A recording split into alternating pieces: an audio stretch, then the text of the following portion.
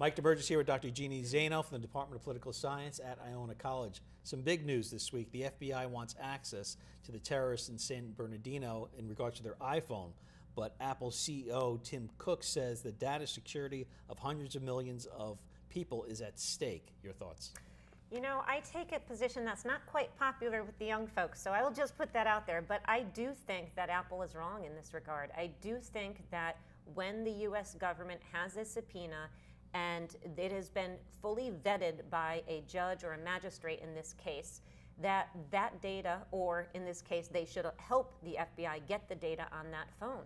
I think you think about it, if you had information in your car about something that had killed 14 people and wounded 24, or something that was potentially a terrorist threat, you can be certain that a judge would give a subpoena, would order a subpoena, and your car would be searched.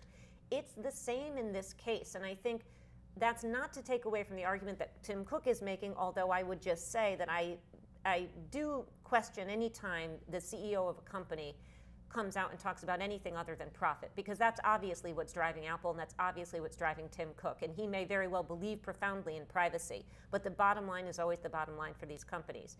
So I think we have to be cautious about the argument that's being made that this is a slippery slope. It's not a slippery slope. You would have to get a judge to issue a subpoena, and when you have this many people dead and this type of threat, you don't hide behind a privacy argument.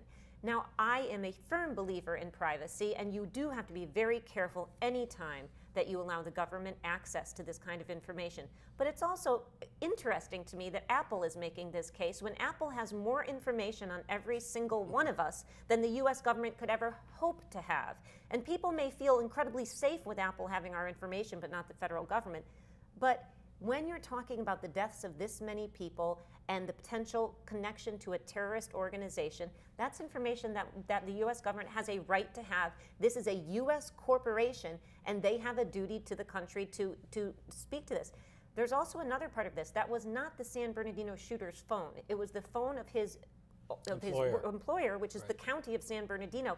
They have asked the government to please get this information off. They have asked Apple to please help the government do that. So the other part of this is not even his private phone. It was a phone he got for work, and the owner of that phone wants that phone accessed.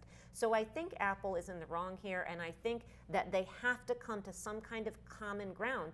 I would just add that the other part of this is if they don't, you can bet that the U.S. government is going to come forward and put stringent regulations in place that require them to do this by law.